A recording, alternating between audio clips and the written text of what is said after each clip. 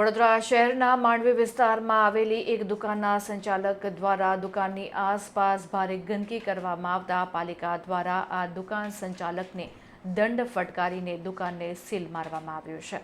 વડોદરા મહાનગરપાલિકા દ્વારા શહેરની સ્વચ્છતા જાળવવા માટે કડક હાથે કામગીરી શરૂ કરવામાં આવી છે। જાહેર માર્ગો પર કચરો ફેંકી ગંદકી ફેલાવનારા વેપારીઓ સામે પાલિકાએ લાલ આંખ કરી છે। તાજેતરમાં શહેરના ઐતિહાસિક માંડવી વિસ્તારમાં નિયમોનું ઉલ્લંઘન કરનાર એક દુકાનદાર સામે પાલિકાના આરોગ્ય વિભાગે મોટી કાર્યવાહી હાથ ધરી છે। માંડવી પાસે આવેલ શ્રીરામ કૃપા સ્ટોર નામની દુકાનના સંચાલકો દ્વારા આઈસ્ક્રીમ પાર્લરનો કચરો વારંવાર જાહેર માર્ગ ઉપર ફેંકવામાં આવતો હતો। આ અંગેની જાણ થતાં વડોદરા મહાનગરપાલિકાની ટીમે સ્થળ ઉપર તપાસ હાથ ધરી હતી। સ્વચ્છતાના નિયમોનો સરેઆમ ભંગ થતો જણાતા પાલિકાના અધિકારીઓએ ત્વરિત પગલાં ભરીને આ દુકાનને સીલ કરી દીધી હતી।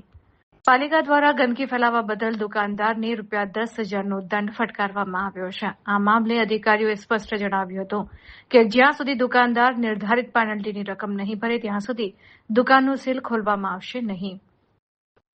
વડોદરાને સ્વચ્છ રાખવાના અભિયાન હેઠળ લેવાયેલા આ કડક નિર્ણયથી અન્ય વેપારીઓમાં ફફડાટ વ્યાપી ગયો છે। પાલિકાએ અપીલ કરી છે કે તમામ નાગરિકો અને વ્યવસાયીઓ કચરાનો યોગ્ય નિકાલ કરે, અન્યથા આગામી સમયમાં પણ આવી જ દંડાત્મક કાર્યવાહી ચાલુ રાખવામાં આવશે।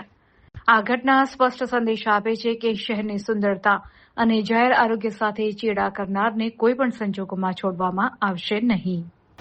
આજરોજ વડોદરા મહાનગરપાલિકાના પૂર્વ ઝોનમાં વોર્ડ નંબર 14માં માંડવી પાસે એક શ્રી રામ કૃપા સ્ટોર નામની એક દુકાન દ્વારા મોટા પ્રમાણમાં આઈસ્ક્રીમ પાર્લરનો કચરો નાખીને ગંદકી ફેલાવવાની ધ્યાન પર આવતા 10,000 દુકાન વોર્ડ નંબર 14 દ્વારા સીલ કરવામાં આવી છે અને જ્યાં સુધી પેનલ્ટી નહીં ભરશે ત્યાં સુધી દુકાન સીલ રહેશે। કેટલાનો દંડ કરવાનો છે? એને ₹25,000 રૂપિયાનો દંડ કીધો છે, તો પણ કદાચ ચર્ચાના અંતે લગભગ ₹10,000 રૂપિયાથી ઓછા દંડ ભરવામાં નહીં આવે એવું સૂચના છે એમને।